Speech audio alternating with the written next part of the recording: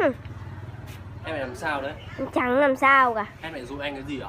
Không, em lớn rồi em dỗi làm gì? Thấy chưa, cái giọng mày lại dỗi rồi đúng không? Thôi anh nói nhiều đấy. Thôi đi mua nước rồi. Em đi mua nước á, thì đi cẩn thận nhá. Tấm thân này chịu nhiều đớn đau lưu luyến, gió lung lay bàn tay nâng cánh hoa tình.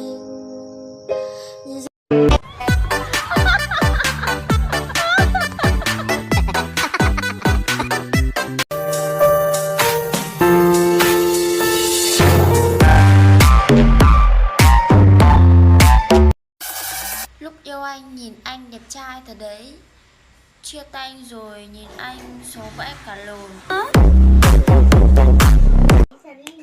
Mày nghĩ mày là ai? Đòi so sánh với tao à? Tao so sánh với mày đây đây. Soi gương đê. Soi gương cái gì? Em cho thầy. Sao cái bình nước không mang đi?